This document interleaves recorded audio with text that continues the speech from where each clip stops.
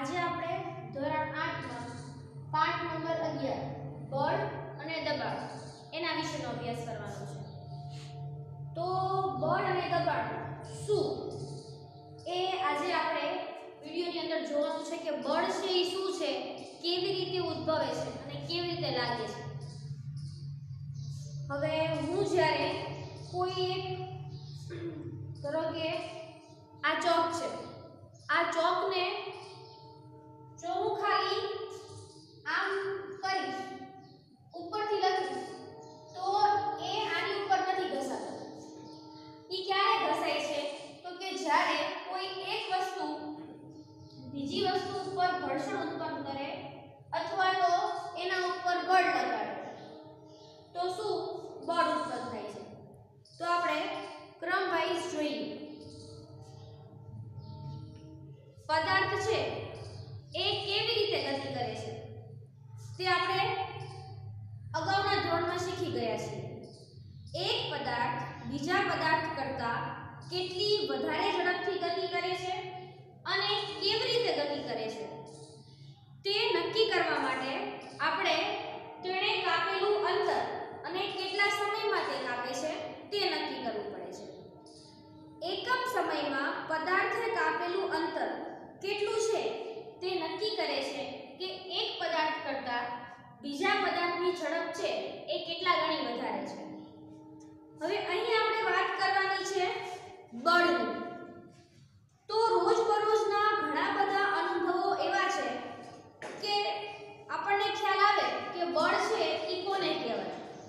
ફૂટબોલને ગતિમાં લાવવા માટે બેટ્સમેન જ્યારે દડાને ફટકારે ત્યારે દડાને લાત મારીએ ત્યારે શું થાય છે તો કે એક સ્થાનથી બીજા સ્થાન તરફ ખસે છે। શા માટે ખસે છે તો બળના કારણે।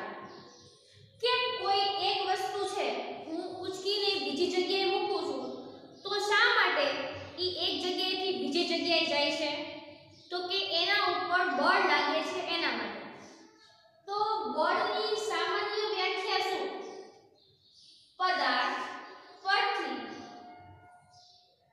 બરાબર કે કોઈ એક પદાર્થ પરની જે અસરને લીધે પદાર્થની ગતિની અવસ્થા અથવા તો તેનો આકાર બદલાઈ જાય છે તો તેને શું કહેવાય? તેના ઉપર બળ લાગ્યું એમ કહેવાય। અને સામાન્ય રીતે બળનો જે એકમ છે એ ન્યૂટન છે અને એની સંજ્ઞા શું છે? F એટલે કે ફોર્સ। એટલા માટે બળને કઈ સંજ્ઞા વડે દર્શાવવામાં આવે છે? F સંજ્ઞા વડે। અમુક કાર્ય કરવા માટે આપણે ગૂંથવું, ખોલવું, બંધ કરવું, લાત મારવી, ફટકારવું, ઉચકવું, ઘણી બધી ક્રિયાઓ કરવી પડે છે। આ ક્રિયાઓમાંની દરેક ક્રિયામાં સામાન્ય રીતે પદાર્થની ગતિમાં ફેરફાર થાય છે। હવે આ ગતિમાં ફેરફાર થાય છે તો શા માટે થયું તો કે તેના ઉપર કોઈ એક વસ્તુ દ્વારા બળ લાગ્યું એટલા માટે। તમને 11.1 ની પ્રવૃત્તિમાં એવું આપેલું છે, ક્રમ આપેલા છે કે કોઈ એક પરિસ્થિતિ તમને આપેલી છે। હવે પહેલી પરિસ્થિતિ છે કે ટેબલ પર પડેલો પુસ્તકને ગતિ કરાવો। કોઈ એક પુસ્તકને હું ટેબલ ઉપર મૂકું છું તો મારે એને એક સ્થાનથી બીજા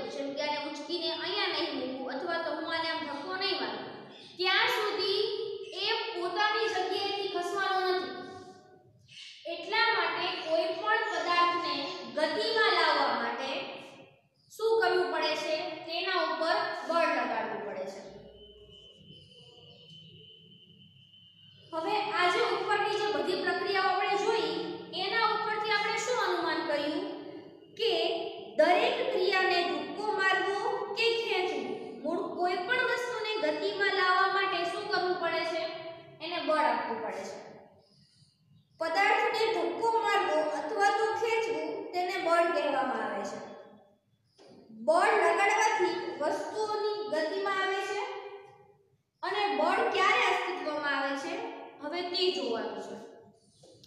હવે અહીંયા સુધી તો આપણે વાત કરી કે બળ એટલે શું.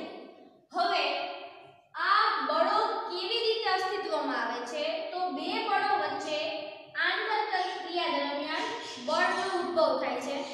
તો હવે કઈ આંતરક્રિયા દરમિયાન બળનો ઉદ્ભવ થાય છે તે આપણે જોવાનું છે. પણ આ ટોપિક ચાલુ કરતા પહેલા તમારા મગજની અંદર બળ કોને કહેવાય તે ક્લિયર હોવું જોઈએ. તમને ખબર પડવી જોઈએ કે બળ એટલે શું, તો જ તમને આગળ ખબર પડશે કે બળ છે એ કેવી રીતે ઉદ્ભવે છે, એની શરૂઆત કેવી રીતે થાય છે. તો ફરી એકવાર આપણે બળ કોને કહેવાય તે જોઈ લઈએ કે કોઈ પણ એક વસ્તુ અથવા તો પદાર્થને તેની અવસ્થા બદલવા માટે અથવા તો તે પદાર્થને ગતિમાં લાવવા માટે મારે એના ઉપર કોઈ એક ધક્કો, ખેંચાણ બરાબર એ લગાડવું પડે છે. તો તેને શું કહેવાય? બળ. હવે આપણે બળો જે આંતરક્રિયાને કારણે ઉદ્ભવે છે તે જોઈએ. ધારો કે કોઈ એક વ્યક્તિ સ્થિર કારની પાછળ ઊભો છે. તે વ્યક્તિની માત્ર હાજરીના કારણે કાર ગતિ કરશે. ધારો કે તે વ્યક્તિ કારને ધક્કો મારે છે એટલે કે તેના ઉપર બળ લગાડે છે, તો લગાડેલ બળની દિશામાં કાર છે એ ગતિ કરવા લાગે છે. હવે ઈ તો આપણને બધાને ખબર છે કે ધારો કે હું અહીંયા ઊભી છું અને મારી આગળ કોઈ એક ગાડી છે, તો હું અહીંયા સ્થિર ઊભી છું તો ગાડી છે એની જગ્યાએ એમને એમ રહેશે. પણ જો હું પાછળથી ગાડીને ધક્કો લગાડીશ એટલે ગાડી સહેજ આગળની દિશા તરફ ખસશે.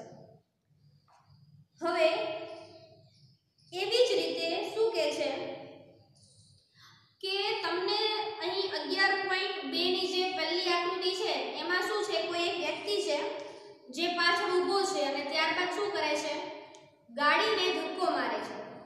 એના પછીની જે પરિસ્થિતિ છે એમાં શું છે તો બંને છોકરીઓ એકબીજાને ધક્કો મારે છે અને એકબીજાને ખેંચીને શું કરે છે, ગોળ ગોળ ફરે છે.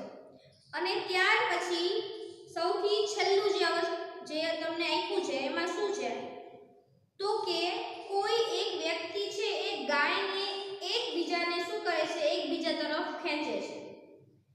આ બધી પરિસ્થિતિઓમાં એવું અનુમાન લગાડી શકીએ કે બળ લાગવા માટે ઓછામાં ઓછા બે પદાર્થો વચ્ચે આંતરક્રિયા થવી જરૂરી છે. એકબીજા પદાર્થ જો એકબીજા ઉપર બળ લગાડે તો આના કારણે આંતરક્રિયા બળની પરિણામથી બળ લાગે છે.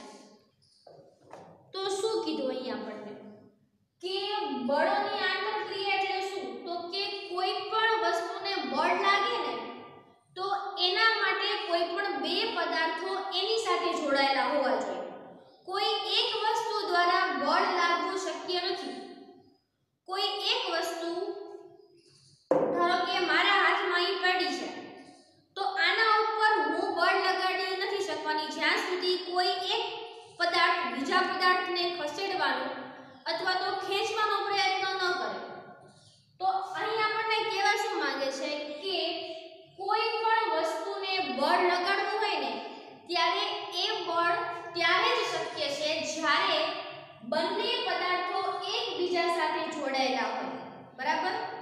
કોઈ એક વ્યક્તિ છે એને ગોળ ફદુડી ફરવી છે, બરાબર, તો એ ક્યારે ફરી શકશે કે સામે કોઈ વ્યક્તિ એને સાથ આપે ત્યારે, અથવા તો તમને અહીં અલગ અલગ જે પરિસ્થિતિઓ આપેલી હતી એ બધી પરિસ્થિતિઓ ઉપરથી સાબિત તો એવું જ થાય છે કે કોઈ એક વસ્તુ દ્વારા બળ લાગવું શક્ય નથી. જ્યારે કોઈ એક વસ્તુ ઉપર તમારે બળ લગાડવું હોય તો ત્યારે તેની સાથે કોઈ અન્ય પરિસ્થિતિ જોડાયેલી હોય તો જ તે શું છે એના ઉપર બળ લાગ્યું એમ કહેવાય. ધારો કે કોઈ એક કાર છે એ એમને પડી છે તો કોઈ અન્ય વસ્તુ અથવા તો માણસ જ્યાં સુધી એના ઉપર પ્રક્રિયા નહીં કરે એટલે કે કાર અને સામે એક વ્યક્તિ આ બંને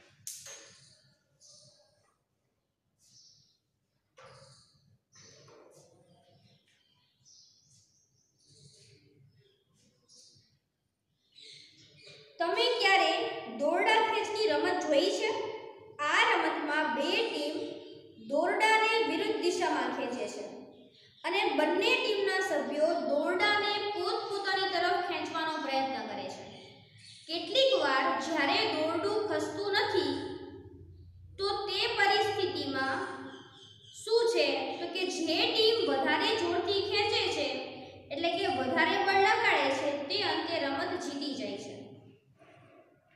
આ ઉદાહરણો બળના પ્રકાર વિશે શું સૂચવે છે? તો કે પદાર્થ પર એક જ દિશામાં લગાડેલ બળો એકબીજામાં ઉમેરાય છે. હવે શું કીધું કે નાના હોઈએ ત્યારે આપણે રમત રમતા હતા અને હાલની તારીખમાં જે મોટા પણ રમે છે કે કોઈ એક દોરી હોય, સામે 5 જણા હોય, આ સાઈડ 5 જણા હોય, પછી શું કરે, દોરી ખેંચે, જે સાઈડ વધારે બળ લાગે એ તરફ શું થાય છે, દોરી ખસી જાય છે અને સામેવાળી વ્યક્તિ જે ટીમ છે તે હારી જાય છે. તો આની અંદર પણ શું બળ સંકળાયેલું છે, બરાબર? જો બંને બાજુ સરખી દિશામાં બળ લાગે છે તો દોરી નથી આમ જતી કે નથી આમ જતી, બરાબર? કેમ કે બંને સાઈડથી સરખું બળ લાગે છે એટલે જે દોરી છે એ એની અવસ્થામાં હોય છે. પણ જ્યારે કોઈ એક તરફ વધારે બળ લાગે છે એટલે દોરી શું થાય છે, એ તરફ ખસી જાય છે. કેમ? તો કે એ તરફ બળની માત્રા વધારે છે. અને બીજું તમને શું કીધું કે જ્યારે એક જ દિશાથી બળ લાગે ને, ધારો કે આ સાઈડ 2 વ્યક્તિ છે અને આ સાઈડ 4 વ્યક્તિ છે, તો અહીં જે બળ લાગે છે એ શું છે, 4 વ્યક્તિ બળ લગાડે છે તો એની માત્રા શું થઈ જાય છે, વધી જાય છે અને શું થાય છે, બીજું બળ એમાં ઉમેરાય છે. જો બંને પદાર્થો પર વિરુદ્ધ દિશામાં લાગતા બળ હોય તો તે લાગતું પરિણામ એ બંને બળોના તફાવત જેટલું જ હોય છે. શું કીધું કે જ્યારે કોઈ, ધારો કે આ કોઈ એક વસ્તુ છે, અહીંથી પણ બળ લાગે છે અને અહીંથી પણ બળ લાગે છે, તો જ્યારે બંને બાજુ સરખું બળ લાગે ને ત્યારે આનું પરિણામી બળ કેવું થાય છે, શૂન્ય થઈ જાય છે. જ્યારે આ તરફથી વધારે બળ લાગે છે અને આ તરફથી ઓછું બળ લાગે છે તો આ વસ્તુ આ તરફ ખસી જાય છે. એટલે યાદ શું રાખવાનું કે જ્યારે બંને બાજુથી સરખું બળ લાગે ને ત્યારે તેનું પરિણામી બળ 0 થઈ જાય છે એટલે વસ્તુ ત્યાં ને ત્યાં પડી રહે છે.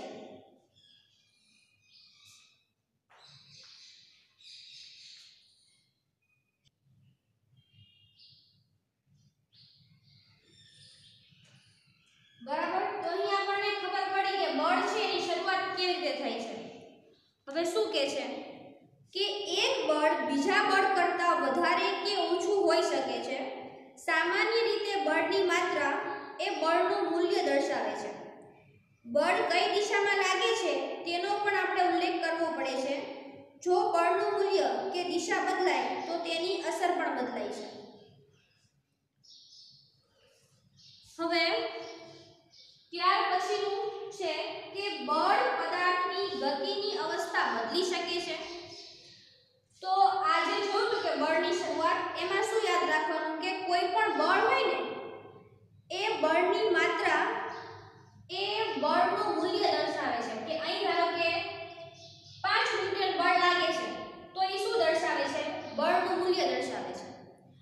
હવે કોઈ પણ પદાર્થ જ્યારે ગતિ કરતું હોય ને તો એ ગતિ કરતા પદાર્થ ઉપર હું બળ લગાડું તો તે ગતિ કરતો પદાર્થ પોતાની અવસ્થા અથવા તો પોતાની જે ગતિની જે દિશા છે તે બદલે છે કે નહીં તે જોવાનું છે. જ્યારે પદાર્થ પર બળ લાગે છે ત્યારે શું થાય છે, તો કદાચ તમને સામાન્ય પરિસ્થિતિ યાદ હશે કે ફૂટબોલની રમતમાં જ્યારે પેનલ્ટી કિક લેવામાં આવે છે ત્યારે ખેલાડી બોલ પર બળ લગાડે છે. બોલને ફટકારતા પહેલા બોલ સ્થિર હતો અને તેથી તેની ઝડપ શૂન્ય હતી. લગાડેલ બળને કારણે બોલ છે એ લક્ષ્ય તરફ આગળ વધે છે. ધારો કે ગોલકીપર ગોલ બચાવવા માટે કૂદકો મારે છે. આ રીતે ગોલકીપર ગતિમાન બોલ પર બળ લગાડવાનો પ્રયત્ન કરે છે. લાગુ પડેલું બળ વડે બોલને રોકી શકે છે અને ગતિની દિશા બદલી શકે છે. જો ગોલકીપર બોલને રોકવામાં સફળ થાય તો તેની ઝડપ ઘટીને શૂન્ય થઈ જાય છે. આ અવલોકન સૂચવે છે કે બળ લગાડતા પદાર્થની ઝડપમાં ફેરફાર થઈ શકે છે. જો પદાર્થની ગતિની દિશામાં બળ લગાડવામાં આવે તો પદાર્થની ઝડપ પણ વધે છે અને જો બળની ગતિની વિરુદ્ધ દિશામાં બળ લગાડવામાં આવે તો પરિણામે પદાર્થની ઝડપ શું થાય છે? ઘટવા લાગે છે. તો આ જે વસ્તુ હતી તે સમજવા માટે આપણે એક પ્રવૃત્તિ જોઈએ.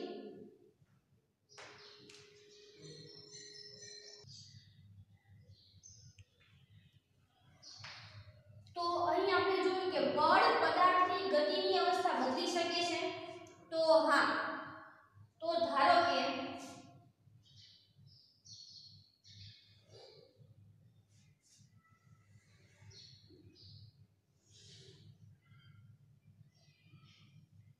કોઈ એક વસ્તુ છે, બરાબર?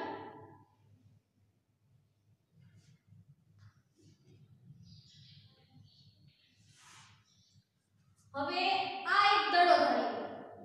હવે હું અહીંથી આને ધક્કો આપું છું એટલે આ ખસતો નીચે આવશે, બરાબર? પછી જ્યારે આની ઉપર બળની માત્રા શૂન્ય થઈ જશે એટલે આ દડો અટકી જશે. પણ જો હું આને સતત ને સતત બળ આપતી રહીશ તો શું થશે? આની ઝડપ વધતી જશે અને એ સતત ગતિ કરતો રહેશે.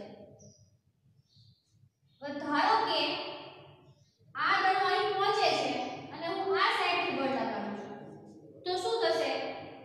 એ દડો ત્યાં ને ત્યાં અટકી જશે, બરાબર?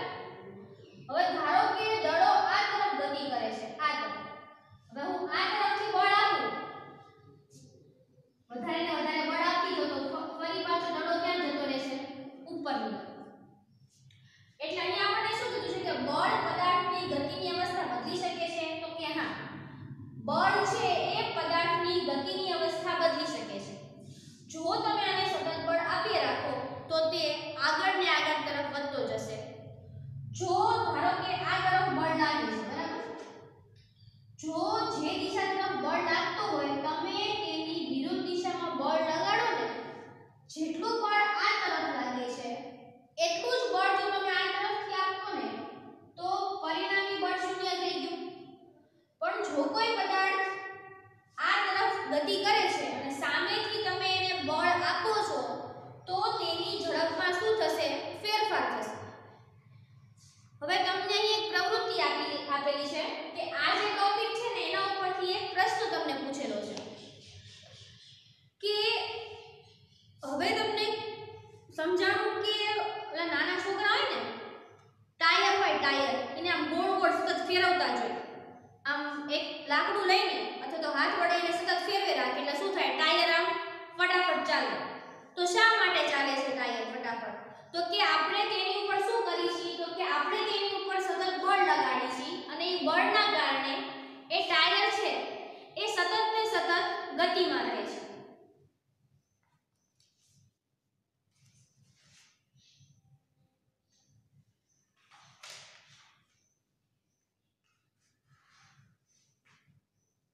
હવે તમને બીજી એક પ્રવૃત્તિ આપેલી છે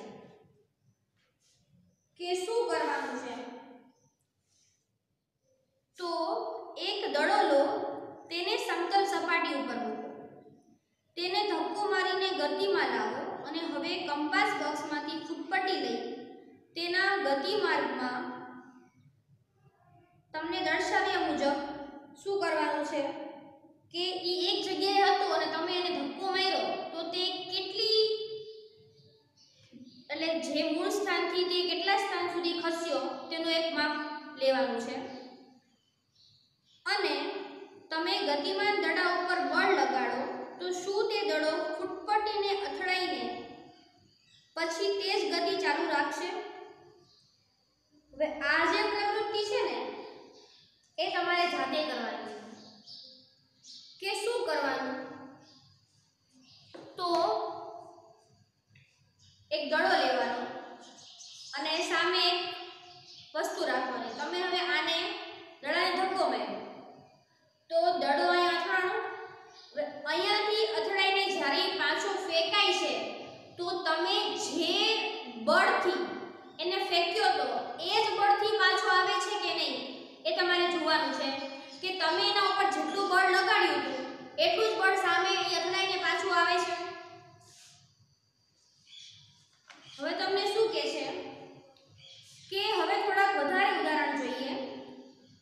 વોલીબોલની રમતમાં ખેલાડીઓ અવારનવાર ગતિમાન દડાને તેમના સાથી ખેલાડીઓ તરફ ધક્કો મારીને મોકલતા હોય છે.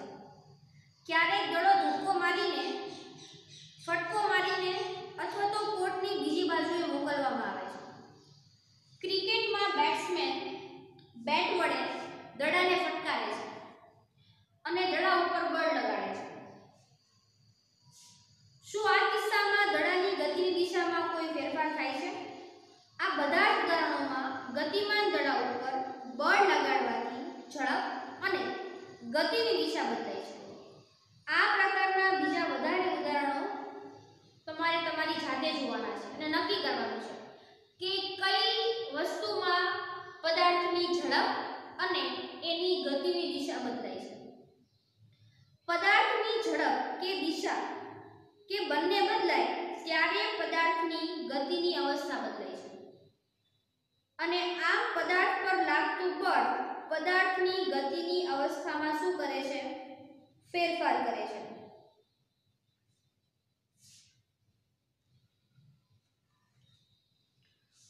તો શું કહેવા માંગે છે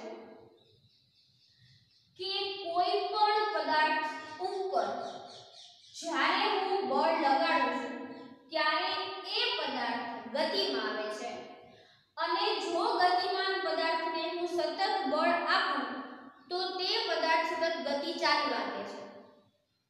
પદાર્થને હું જે દિશા તરફ બળ લગાડું છું એ દિશાની વિરુદ્ધ દિશામાં જો હું આટલા જ બળનું બળ લગાડું તો તે પદાર્થ પોતાની જે ગતિની અવસ્થા હતી તે અટકાવી દે છે.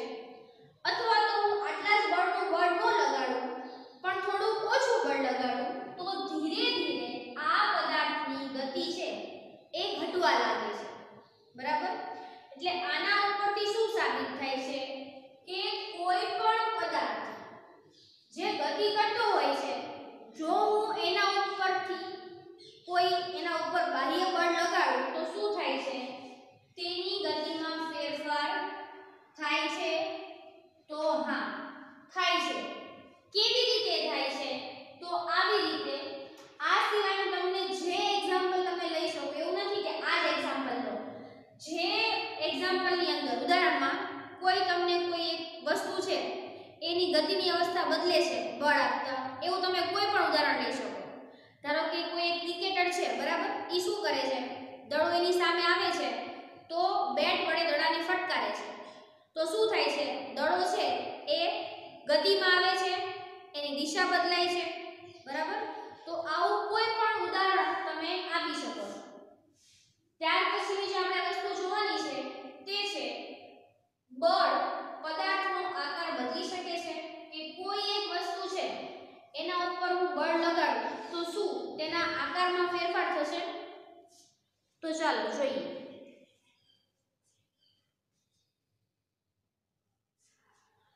હવે બળ પદાર્થનો આકાર બદલી શકે કે નહીં તેના માટે તમને સૌથી પહેલા એક પ્રવૃત્તિ આપેલી છે.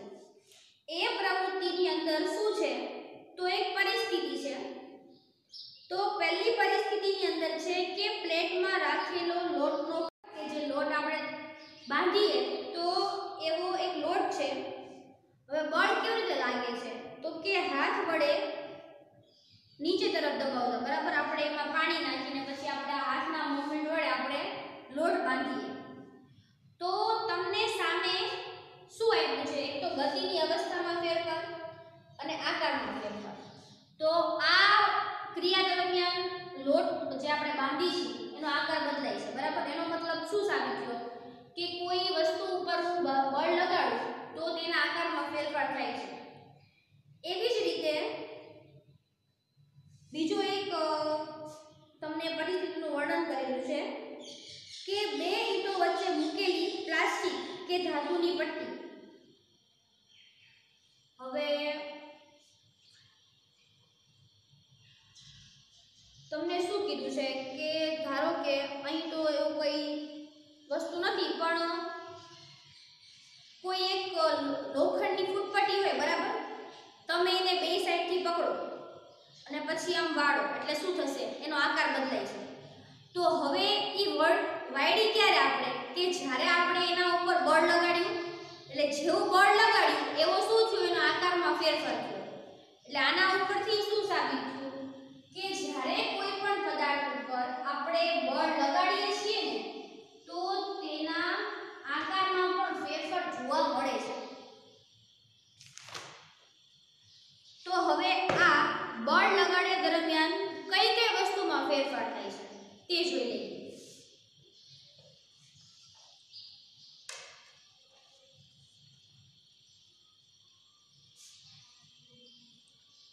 કોઈ પદાર્થ પર બળ લગાડવાથી તેના આકારમાં ફેરફાર થાય છે.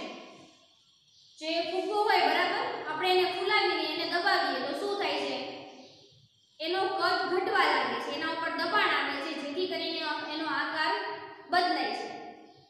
આ એક પુસ્તક છે, બરાબર, આ જે લંબચોરસ આકાર છે, હું આના ઉપર બળ લગાડું છું તો શું થયું, આનો આકાર બદલાઈ ગયો.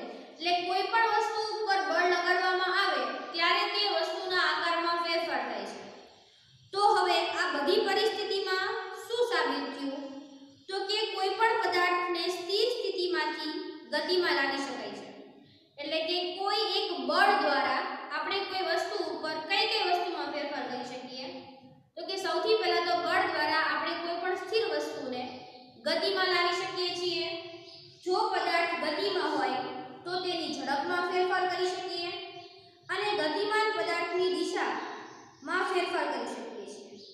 એ સિવાય પદાર્થના આકારમાં પણ આપણે ફેરફાર કરી શકીએ છીએ.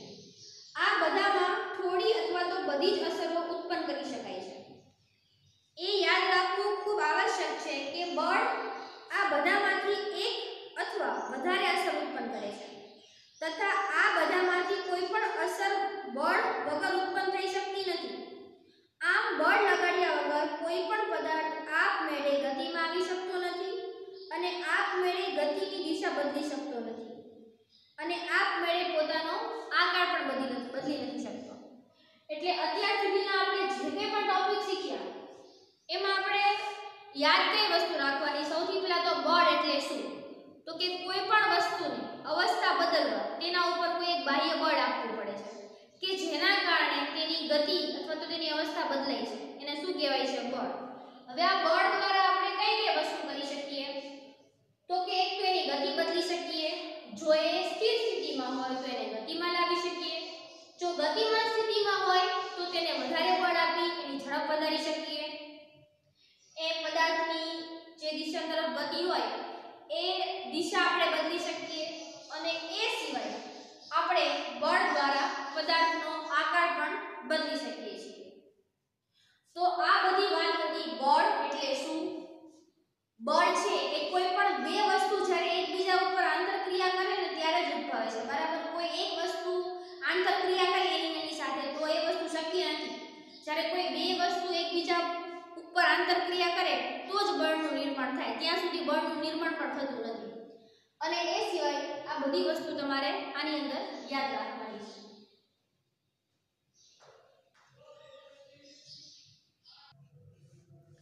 તો અત્યાર સુધીના આપણે જે કંઈ પણ ટોપિક શીખ્યા એ ઉપરથી આ પ્રશ્નો આપેલા છે જે તમારે લખવાના છે.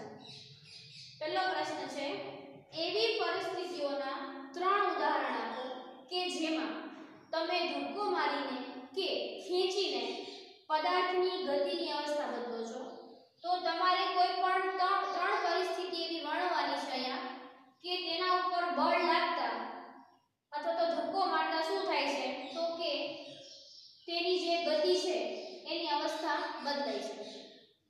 કોઈ ચોક્કસ નથી, તમારે તમારી રીતે તમને જે ઉદાહરણમાં તમારી પદાર્થની ગતિની અવસ્થા બદલાતી હોય એવું કોઈ પણ તમારે જાતે વિચારીને તમે આનો ઉત્તર લખી શકો છો. બીજું, બળ એટલે શું અને બળની બે અસરો જણાવો, જેની અંદર તમારે બળની વ્યાખ્યા લખવાની કે બળ કોને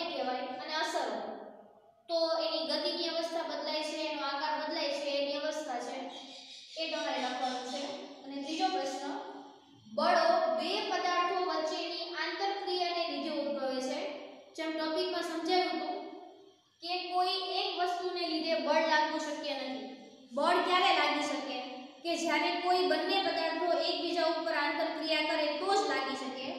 એટલે આના માટે તમારે એક કોઈ પણ ઉદાહરણ લઈને સમજાવવાનું છે કે કોઈ પણ બે પદાર્થો વચ્ચેની આંતરક્રિયાને લીધે બળ કેવી રીતે ઉદ્ભવે છે. તો આ બધા પ્રશ્નો તમારી નોટની અંદર તમે સરખી રીતે લખી નાખજો.